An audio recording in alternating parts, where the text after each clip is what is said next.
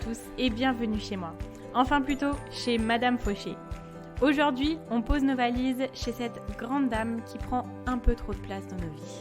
Moi, c'est Laura, votre hôte sur ce podcast. Chaque semaine, on aborde le sujet de l'argent pour le mettre au service de vos ambitions et reprendre le pouvoir sur votre vie. Alors, prêt à sortir de la fauche ? Faisons le chemin ensemble. Sans pression, pas à pas, comme à la maison. Vous êtes prêts ? C'est parti. Bonjour les amis, c'est Madame Fauché, je vous retrouve pour un nouvel épisode et aujourd'hui on va parler de l'épargne. Alors, ce qui se passe, c'est que des fois je me lance sur des sujets et quand je commence à développer, faire mes recherches, j'ai l'impression que je vais déposer un dossier, un mémoire à mon ancienne école de commerce tellement que je fais des recherches et je me dis, en fait, ça va durer 1000 ans. Il y a beaucoup de choses à dire, donc rassurez-vous, j'ai simplifié tout ça, ça ne va pas durer des heures et des heures, ça va avoir à peu près la même durée que d'habitude. Mon objectif aujourd'hui, c'est de vraiment vous expliquer pourquoi épargner, quels sont les mécanismes de l'épargne. On va simplifier toutes les notions telles que l'inflation, le taux d'intérêt, le taux de rendement, etc. Mon objectif, c'est que vous allez être incollable sur le sujet et savoir par où commencer, surtout dans votre épargne. Parce que c'est bien de faire de la théorie, mais mon objectif, c'est que dès que vous finissiez ce podcast, vous puissiez savoir où est-ce que vous voulez commencer à épargner, ou si c'est déjà fait, où est-ce que vous voulez continuer à épargner, tout en ayant bien compris le concept, l'intégralité de ce qu'on nous fait comprendre par l'épargne. Alors, ce qu'il y a, c'est que parfois, les termes peuvent être un peu techniques dans le monde de l'argent, des finances. Et à part avoir fait ES au lycée, où on a quand même abordé pas mal ces sujets-là, le taux d'inflation, tout ce qui était en rapport avec l'économie, on peut vite être perdu, on n'a pas forcément envie de passer des heures à essayer de comprendre ce dont quoi on nous parle. Et du coup, on va se tourner vers quelque chose que tout le monde fait, quelque chose d'assez général, et on va peut-être pas être assez bien renseigné sur le sujet. L'objectif, c'est pas d'avoir un master finance ou d'être gestionnaire de patrimoine à nos heures perdues, mais on passe notre temps dans notre journée, dans nos semaines à gagner de l'argent. Si cet argent-là, on le perd parce qu'il n'est pas placé au bon endroit, parce qu'on n'a pas fait les bons mouvements, c'est dommage. Donc là, l'objectif, c'est déjà que notre argent soit en sécurité, soit bien, qu'il ne perde pas de valeur. On va voir un petit peu justement à la suite ce que ça veut dire. Et après, pourquoi pas aussi faire fructifier cet argent-là. Mais d'abord, il faut s'assurer de ne pas perdre l'argent. Donc il faut savoir que nous, les Français, en Europe, on est les champions de l'épargne. Environ 17% de nos revenus en moyenne vont dans notre épargne. D'une façon générale, on privilégie l'épargne prudente, l'épargne de sécurité qui nous fait gagner peu d'argent mais dont on est sûr qu'elle soit en sécurité. Alors, quand on regarde vraiment les raisons de l'épargne, pourquoi on épargne ? Première chose, comme je vous disais, c'est pour mettre de l'argent de côté, pour se mettre à l'abri financièrement parce qu'on ne veut pas tout dépenser. Ensuite, on veut économiser du coup pour nos grands projets, quand on a du matériel à acheter, pour des voyages, que sais-je, mais pour des choses qu'on voudrait acheter, mais pour lesquelles on a besoin d'économiser quelques mois. On peut épargner aussi pour faire fructifier notre argent, pour qu'il crée de nouvelles ressources. Et la dernière chose aussi, c'est pour pallier aux effets de l'inflation. C'est-à-dire que si vous laissez votre argent dormir sur votre compte courant, en fait cet argent-là, il va perdre de la valeur. C'est comme si chaque jour on vous enlevait quelques centimes. Donc il est vraiment important de mettre de côté parce qu'il y a l'inflation qui agit de partout sur les porte-monnaies de tout le monde. Alors, qu'est-ce que c'est l'inflation ? Et c'est là qu'est tout mon combat, c'est qu'on va essayer de faire en sorte que ça soit quelque chose de super simple. Et en soi, c'est vraiment simple. Quand on regarde la définition sur Internet, c'est noté l'accroissement excessif des instruments de paiement, billets de banque, capitaux, entraînant une hausse des prix et une dépréciation de la monnaie. Ça s'oppose à la déflation. Alors, qu'est-ce que c'est ça ? C'est pour ça, ça m'énerve en fait. Les gens font des définitions, parler français. Oui, c'est français, bon, j'espère qu'on ne me tombera pas dessus. Mais j'aimerais que quand on explique des principes, on fasse vraiment comme si ce soit des personnes qui n'y connaissent absolument rien. Donc moi, je vais essayer de vous sortir ma propre définition pour que même un enfant de 5 ans puisse la comprendre. L'inflation, c'est tout simplement la perte de valeur de la monnaie. C'est-à-dire qu'aujourd'hui, avec 10 €, on peut acheter plus que ce que l'on pourra acheter dans quelques mois, voire dans quelques années. C'est comme tout matériel que vous possédez, il perd de la valeur au fil des années. Bon, on omettra les objets d'art, les biens luxueux, l'immobilier, etc. Mais, par exemple, vous achetez un ordinateur, aujourd'hui, il a sa valeur, demain, il vaudra moins. Après-demain, il vaudra moins. Et en fait, ça, c'est l'inflation. Il perd de la valeur. Et c'est pareil sur un billet de 10 €. Aujourd'hui, le billet de 10 € vaut ce qu'il vaut et demain, il vaudra moins. Ça veut dire que les prix augmentent. Donc, avec 10 €, on peut acheter moins dans quelques semaines ou dans quelques mois. Alors, attention à savoir que le contraire existe aussi. Ça s'appelle la déflation. Et la déflation, c'est l'augmentation de la valeur de l'argent. Aujourd'hui, je ne vais pas forcément vous en parler parce que c'est une tendance qu'on voit très peu actuellement. Mais à savoir que ça existe et que peut-être dans les années qui viendront, je ne sais pas, ça sera un phénomène qui arrivera. Et juste comment se manifeste la déflation ? Elle se manifeste par la baisse générale des prix. Donc si l'on croit France Transactions, l'inflation évolue à un rythme annuel de 0,2%. Donc ça veut dire que chaque monnaie que l'on possède perd 0,2% de valeur. Et les prix augmentent de 0,2% de valeur. Et en fait, très simplement, l'inflation, elle se calcule en regardant l'augmentation des prix. Et donc, c'est pour ça qu'il est très important de mettre son argent dans une épargne ou de l'investir, simplement de le faire travailler et de ne pas le laisser dans son compte courant, parce que dans son compte courant, il ne crée pas d'intérêt. Les intérêts, c'est un pourcentage de ce qu'il y a dans votre compte qui va être gagné à la fin de l'année. C'est ce qui permet de faire grandir, de faire travailler votre argent pour qu'au fur et à mesure des années, votre patrimoine, ce que vous avez dans vos livrets, augmente au fur et à mesure. Donc, quand on va choisir son épargne, il est important de regarder plusieurs critères, de savoir pour quel projet. Donc, bien évidemment, plus votre argent est placé à long terme, plus il fera de l'argent. Et alors, quand vous allez choisir votre épargne, il faut vraiment vérifier la stabilité, la fiabilité de votre partenaire financier. Et derrière les taux qui peuvent être parfois aguicheurs, il va falloir regarder plusieurs choses. Première chose, les frais. Frais de création de l'épargne, frais de dossier, frais de maintien, frais de contact, tous les frais qui peuvent être mis en place autour de cette épargne.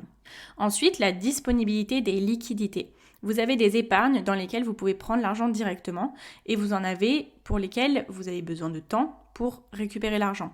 Mais ça ne veut pas dire que l'épargne où il vous faudra plus de temps pour récupérer votre argent, que c'est une mauvaise épargne.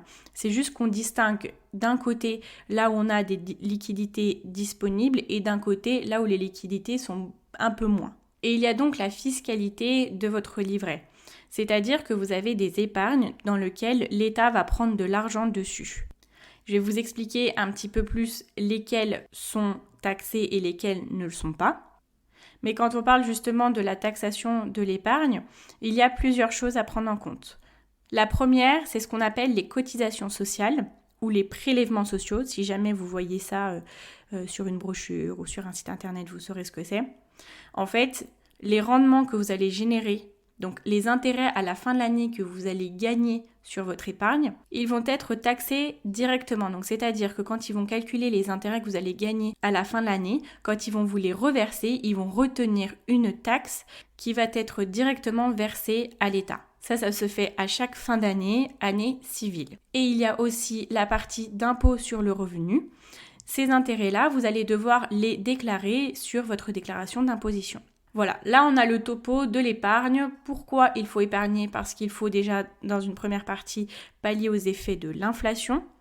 Il y a tous les côtés d'épargne, d'investissement. Et quand vous choisissez votre épargne, il faut faire attention à ce qu'il y a derrière, les taux d'intérêt qui peuvent être aguicheurs. Et pour que vous puissiez facilement reconnaître les taux d'intérêt qui vont être taxés, on vous donne toujours les taux d'intérêt bruts. Donc ce sont les taux d'intérêt qui sont appliqués avant la taxation.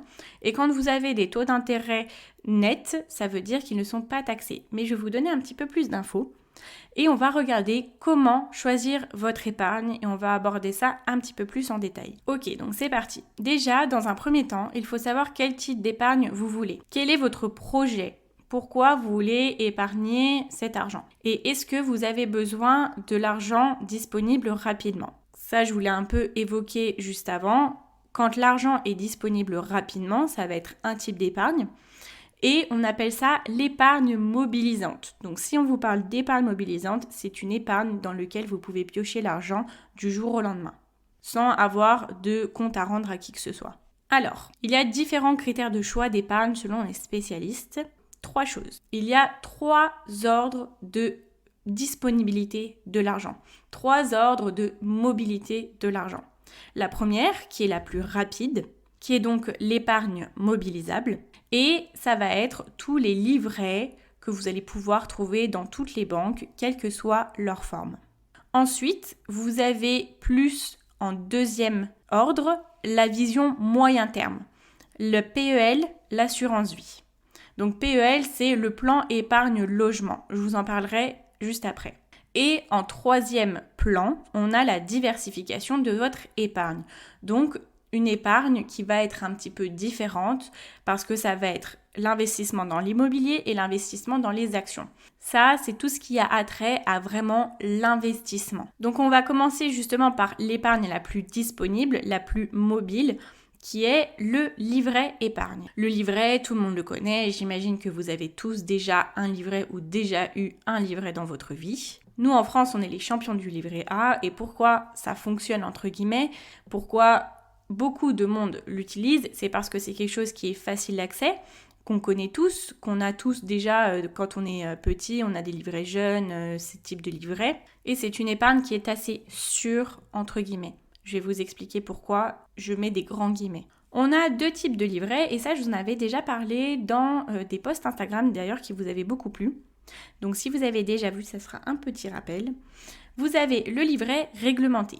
Donc qu'est-ce que c'est? Ce sont des livrets qui ont des taux d'intérêt fixes d'une banque à l'autre. Le livret A, le LDD, donc livret de développement durable et solidaire, on va y arriver. Et ces livrets, ce sont des livrets qui sont réglementés par l'État, d'où leur nom réglementé. Ce sont des livrets qui sont plafonnés, donc c'est-à-dire qu'il y a un montant que l'on ne peut pas dépasser sur cette épargne-là, et leurs intérêts sont exonérés d'impôts. Donc c'est-à-dire qu'on ne va pas payer d'impôts sur ces intérêts. Et si vous avez bien suivi, ces intérêts, quand ils sont affichés et annoncés, ils sont nets. Parce que le net sera la même chose que le brut, puisqu'on ne va pas vous taxer à la fin de l'année quand vous allez les recevoir sur votre compte. Mais malheureusement, vous ne pouvez en avoir qu'un, donc si vous ouvrez un livret A, vous ne pouvez avoir qu'un livret A.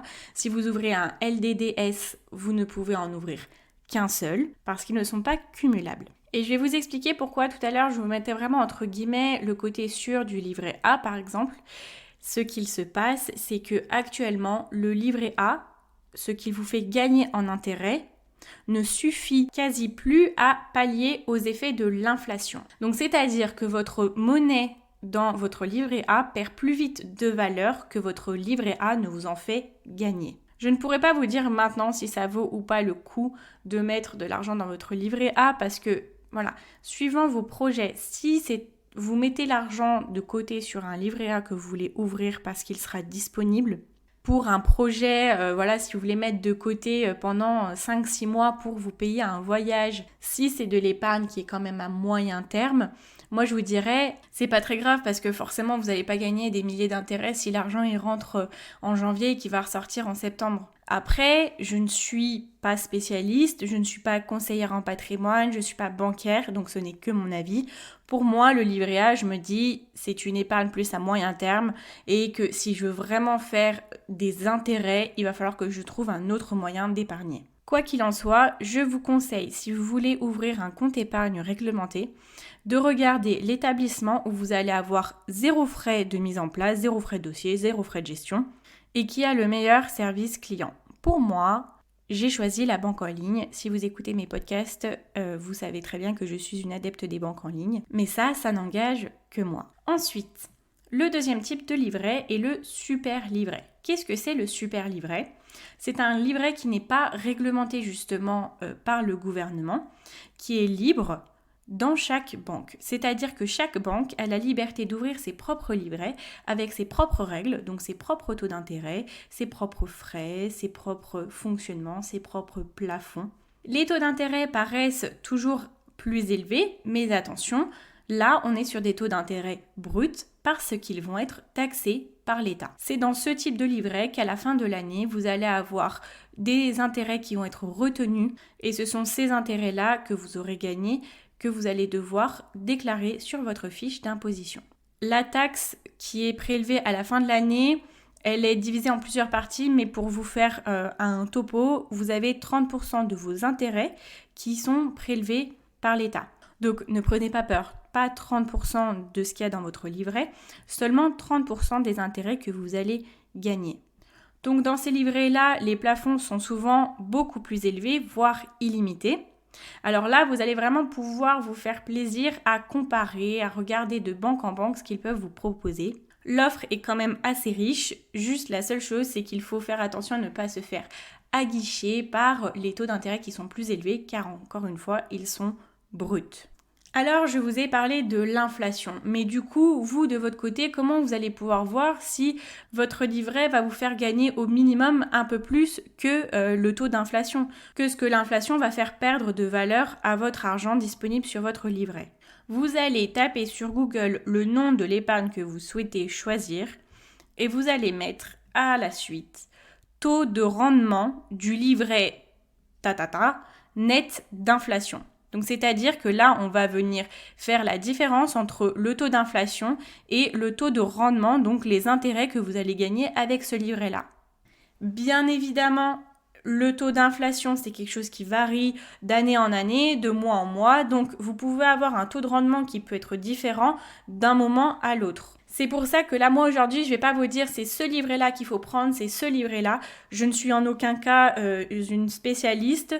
Moi, ce que j'essaie juste de vous dire, c'est de vous donner les clés pour qu'au moment T où vous voulez choisir votre épargne, vous puissiez choisir de façon assez éclairée et avoir une épargne qui vous rapporte le plus possible. Ou du moins qui ne vous fasse pas perdre d'argent. Donc on arrive à l'épargne qui a un deuxième niveau de mobilité qui va être un petit peu moins disponible facilement, mais qui va être un petit peu plus intéressante en termes d'intérêt, en termes de conditions. J'ai nommé le PEL, le CEL et l'assurance vie. Alors, qu'est-ce que c'est ? Donc PEL et CEL, donc c'est plan épargne logement et compte épargne logement. Ce sont deux comptes qui se ressemblent quand même pas mal, c'est un petit peu la même genre de chose. Ce sont des comptes épargne qui ont des taux d'intérêt qui sont quand même assez intéressants, toujours qui sont bruts, et qui vont vous permettre d'avoir après un crédit à un taux qui est plus intéressant. Sur le papier, comme il communique ça, c'est un prêt qui va vous permettre d'avoir justement un prêt plus facilement. Parce que l'argent du compte épargne, du PEL ou du CEL va être utilisé comme un apport. Bon, qu'on se le dise, hein, l'argent est totalement utilisable pour autre chose qu'un achat d'un crédit immobilier. Bon, après, c'est un petit peu pour ça qu'ils sont faits, mais dans tous les cas, c'est votre argent et vous faites ce que vous voulez avec. La seule chose, c'est qu'il sera disponible moins facilement. Et ensuite, dans cette catégorie également, vous avez l'assurance vie. L'assurance vie qui commence un petit peu à s'apparenter à du placement, mais qui est beaucoup plus sûr, entre guillemets, parce que vous allez avoir la possibilité d'avoir une gestion pilotée. Donc, c'est-à-dire que vous avez des entreprises qui sont mandatées par les banques qui, elles, vont investir l'argent que vous mettez sur cette épargne avec justement toutes les connaissances et l'expérience qu'ils possèdent. Donc vous pouvez choisir si vous voulez investir de façon agressive, mais du coup vous pouvez avoir de meilleurs rendements, mais le placement est beaucoup plus risqué. Vous pouvez choisir une gestion très sécuritaire. Bon, toutes les banques les nomment un petit peu différemment, mais c'est à peu près le même concept. Vous pouvez dire non, moi je veux que mon argent reste dans un lieu sûr et qu'on investisse vraiment de façon tempérée pour ne pas prendre de risques avec mon argent. Je sais que les taux d'intérêt seront moins élevés, mais je ne prends pas de risques. Et là, dans un compte épargne comme ça, les taux d'intérêt sont quand même plus intéressants que sur des livrets.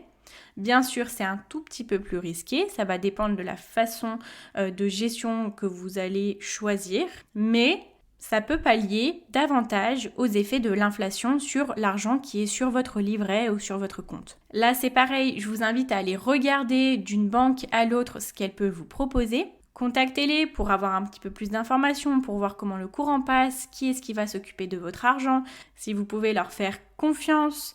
Comparez, regardez les frais de gestion. Là, vous avez toujours un petit peu plus de frais de gestion, mais regardez où vous avez le moins de frais possible avec le meilleur taux de rendement. Et pour vous donner une petite idée, l'assurance vie, c'est quelque chose de très prisé en France. On a 1700 milliards d'euros placés dans les assurances vie.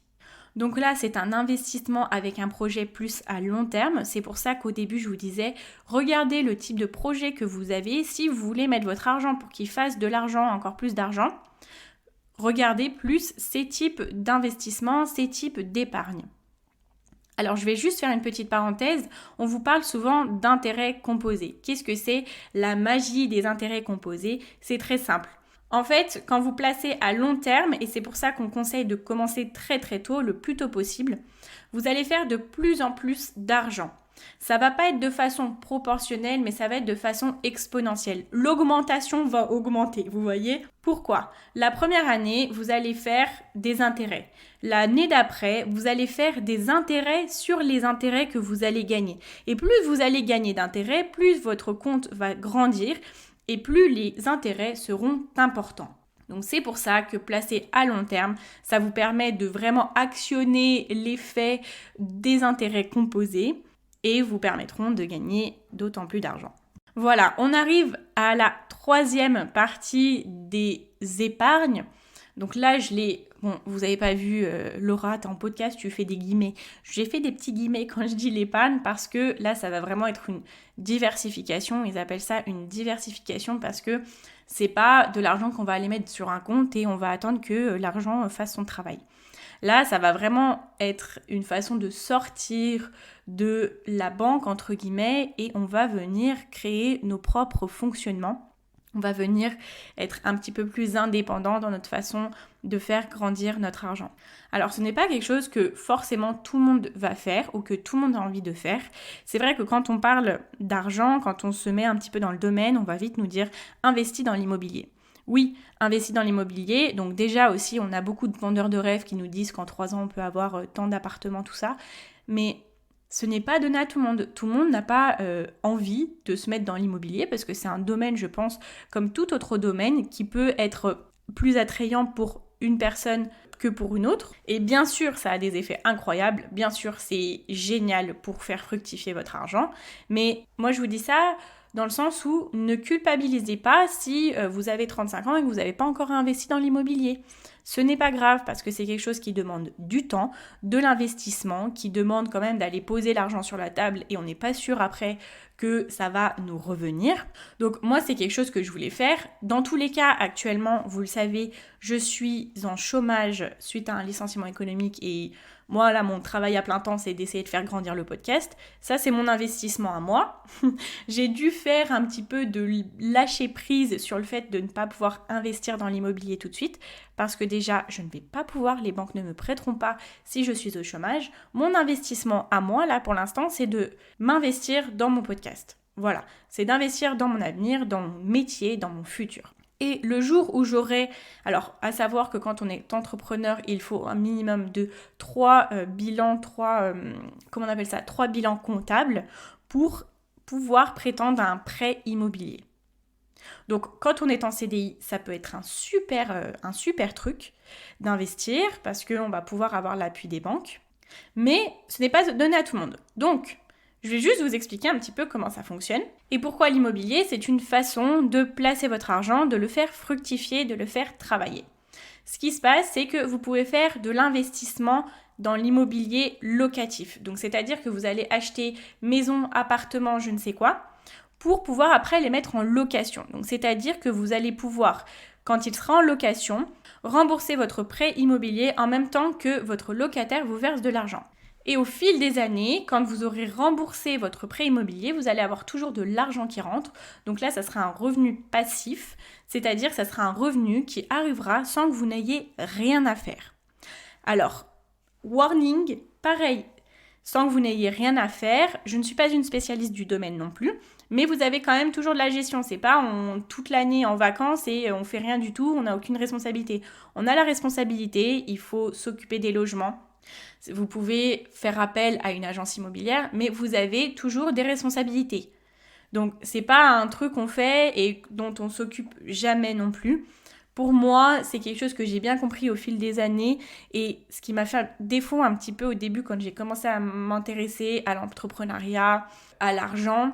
Au début, quand on s'y intéresse, on a beaucoup de vendeurs de rêves qui nous disent « Oui, en tant de mois, tu vas te faire tant d'argent et après, tu passes ta vie sous les cocotiers à rien faire et ton argent rentre tout seul. » C'est possible, ton argent rentre tout seul, mais je ne connais aucun grand CEO, aucun grand milliardaire qui passe ses journées à siroter un cocktail aux Bahamas sans avoir rien à faire pour gérer ses business, gérer son patrimoine immobilier. Donc oui, c'est un revenu passif, c'est quelque chose qui vous permet de placer votre argent et d'avoir un retour après, mais qu'on soit tous clairs là-dessus, vous avez quand même du travail à faire, de la gestion et de l'entretien, que ça soit vous-même du logement ou la gestion des humains qui vont s'occuper de ce logement. Et pourquoi justement il est au 3e niveau de l'épargne mobilisable ? C'est parce que justement votre retour sur investissement, donc l'argent que vous allez gagner de l'argent que vous allez avoir investi, va arriver des mois, des années après. Si c'est des mois, franchement, vous êtes au top. Mais voilà, ça va arriver des années après. Donc c'est un investissement sur le long terme. Dans cette catégorie, on a également les actions. Donc c'est pareil, je ne suis pas une spécialiste, je ne vous cache rien, je n'ai pas encore investi dans les actions, même si pour l'instant je m'y intéresse, mais je n'en parlerai pas tant que je ne suis pas dans l'expérience du domaine. La seule chose que je peux vous dire, c'est que les actions, c'est un très bon moyen de gagner de l'argent. Vous allez investir sur des marchés où vous allez donner de l'argent entre guillemets à des entreprises pour qu'elles puissent se développer et au fil des mois, elles vont pouvoir vous rendre l'argent que vous avez investi avec des intérêts. C'est aussi simple que ça. Par contre, les actions, c'est quelque chose qui est plus risqué. Vous pouvez investir votre argent et tout perdre. Donc c'est pour ça que c'est quelque chose de moins mobilisable parce que c'est plus risqué. Et que le conseil que j'ai pu lire, mais que je n'ai toujours pas pu expériencer, donc je vous le dis comme ça, après vous en faites ce que vous voulez, le mieux, quand vous investissez dans les actions, c'est de mettre votre argent et de ne pas regarder. Si vous regardez tous les jours, vous allez devenir fou, vous allez vouloir retirer votre argent le plus vite possible dès que ça perd un point dans la bourse. Mais c'est ce qu'il ne faut pas faire, il faut voir ça aussi sur un investissement à long terme, parce que plus longtemps vous mettez votre argent, plus vous allez en gagner. C'est pour ça qu'il est aussi au 3e niveau de la mobilité des liquidités. C'est parce que c'est quelque chose qu'il faut laisser, il faut attendre. C'est comme un bon petit plat, on le fait mijoter, il est encore meilleur après des heures. Voilà, pour vous faire un topo sur mes épargnes actuellement, moi j'ai quelque chose de très simple. Pour l'instant, c'est le livret A et le livret de développement durable. Je sais, par rapport à ce que je vous ai dit, c'est pas le plus logique, mais justement, c'est en m'intéressant à ça et je savais déjà que c'était pas les meilleures épargnes, mais pour l'instant, je suis dans une optique, bon, je mets de côté et j'ai vraiment besoin d'être au fait sur ce qui se fait et pourquoi mettre mon argent à tel endroit que j'avais besoin de temps pour y réfléchir. Donc là, ça fait plusieurs mois quand même que je regarde, que j'y réfléchis, j'ai contacté plusieurs banques, j'hésite entre l'assurance vie, j'hésite entre le PEL. Pour l'instant, je ne sais pas et je sais que j'aimerais aussi courant 2021 me lancer un petit peu dans les actions. Mais c'est pareil, je pense qu'il va falloir que j'expérience au début, je vais faire des erreurs, je vais y aller pas à pas et ça, je vous en parlerai sûrement, j'essaierai de faire quelque chose où vous allez voir un petit peu l'évolution, où je vais vous faire mes retours. Et pourquoi je vous parle de mon épargne, parce que je pense que tout le monde s'en fout, mais ce que je veux vous dire, c'est que c'est un petit peu la même chose que ce que je vous disais avec l'immobilier. C'est pas grave si on est au niveau 1, c'est pas grave si on n'a pas 15 propriétés, je sais pas où, on va pas à pas. Tant qu'on l'on sait quels sont nos projets, quels sont nos objectifs et qu'on justement on essaie de se renseigner au maximum pour au minimum ne pas perdre notre argent, c'est l'essentiel. Et au fur et à mesure, on avance, on fait notre expérience. Pour l'instant, l'essentiel, moi, c'était de remettre de côté, de me reconstituer une nouvelle épargne. Vous le savez, je suis repartie de zéro, j'ai utilisé une grande partie de mon épargne, enfin toute mon épargne, parce que j'ai perdu mon travail, je suis retournée chez mes parents, j'ai eu, sans vous mentir, 3 mois et demi d'attente avant de recevoir mon chômage, donc même si je ne payais pas de loyer, j'avais quand même des frais, et j'ai aussi lancé une entreprise qui n'a pas fonctionné, donc j'avais investi quand même de l'argent dedans. Ce n'est pas grave, il n'y a aucun souci, mais voilà, pour vous dire, aujourd'hui, moi je repars de zéro. Ça fait 2-3 mois que je remets de l'argent dans mon épargne et je vais y aller petit à petit. Donc, pour vous résumer, l'épargne, c'est quoi? C'est mettre de côté pour faire en sorte de mettre en place vos objectifs, de pouvoir investir sur vos projets, de pouvoir pallier aux effets de l'inflation et pour pouvoir fructifier votre argent. Vous allez devoir choisir votre épargne en fonction de votre besoin. Si vous avez besoin de l'argent disponible rapidement ou si vous voulez aussi une épargne qui vous rapportera davantage mais pour laquelle vous savez vous allez avoir besoin d'un peu plus de temps pour la sortir des comptes. Donc vous avez 3 niveaux de disponibilité. Vous avez les livrets dans un premier temps qui sont disponibles tout de suite. Ensuite, dans un deuxième temps, vous avez l'assurance vie, les PEL, les CEL. Et dans un troisième temps, vous avez l'investissement immobilier et l'investissement dans les actions. Je vous ai fait un topo général, vous avez bien évidemment d'autres épargnes, mais c'est pour comprendre d'une façon globale l'univers de l'épargne et comment s'en sortir au milieu de tout ça. Voilà, j'espère que je vous ai donné des informations qui étaient quand même assez pertinentes et qui vous ont fait vraiment comprendre l'univers global. Ce que je peux vous dire, c'est que dans tous les cas, je ne suis pas parole d'évangile, je ne suis pas banquière, je ne suis pas conseillère financière, je ne sais pas comment on dit ça, je ne suis pas gestionnaire de patrimoine. Je peux vous donner des erreurs, peut-être, même si, je vous le dis, j'ai quand même bien travaillé sur ce podcast, mais au moment où vous allez écouter ce podcast et au moment où vous allez vouloir mettre votre argent sur une épargne, renseignez-vous sur le rendement net d'inflation. Et renseignez-vous, faites vos recherches, regardez sur des articles, sur des revues, vraiment allez chercher les informations et après voilà, il n'y a plus qu'à se lancer. Si vous avez des questions à ce sujet-là, je vous invite à venir me rejoindre sous le dernier post sur Instagram qui est Madame Fauché comme le nom du podcast. Alors, pour les personnes qui sont restées jusqu'au bout, je vais vous donner une petite exclue Madame Fauché. Ça fait quelques semaines maintenant que je vous prépare un petit cadeau, enfin un cadeau façon Madame Fauché. Vous le savez, je vous le dis souvent, je prends un énorme plaisir à organiser les podcasts, à les enregistrer, à les monter. Et je voulais en faire plus. Noël arrive et je pense que c'est le meilleur moment pour justement être d'autant plus généreux. Donc, ce qui va se passer en décembre, ça va être le calendrier de l'Avent de Madame Fauché. Alors, à partir du 1er décembre et jusqu'au 25 décembre, vous allez avoir un épisode de podcast par jour. Et franchement, ça va être le feu, j'ai trop hâte parce que je vous ai préparé des sujets que j'adore, des sujets qui, je pense, sont indispensables quand on parle d'argent. On va parler de méthode, donc ce que j'aime bien vous faire chez Madame Fauché avec justement des exercices pratiques à mettre en place concrètement après l'écoute du podcast. On va avoir des histoires extraordinaires, on va avoir plein de sujets et j'ai hâte de vous en dire plus. On va parler de la gestion de l'argent en couple, on va parler de la gestion de l'argent en famille, donc comment gérer l'argent avec nos enfants. Vous allez avoir le dossier du mois d'une personne que j'affectionne particulièrement. Bien évidemment, ça ne changera pas. On va parler tabou de l'argent, les femmes et l'argent. Oh là là, franchement, je suis trop contente parce que vraiment, je les aime trop ces sujets et je travaille actuellement dessus et je peux vous dire que ça va dépoter. Bon, je ne vous en dis pas plus, ça sera dans 2 semaines du coup, si je ne me trompe pas, à partir du 1er décembre, le premier épisode. En attendant, je vous retrouve quand même la semaine prochaine pour l'épisode de la semaine. Du coup, le dernier épisode avant le fameux calendrier de l'Avent. J'espère que cet épisode vous aura plu, qu'il vous aura aidé. Épargnons, soyons fous, mettons de l'argent de côté et devenons riches ensemble. Je sais pas quel accent je viens de vous sortir, mais ce n'est pas grave, je suis très contente.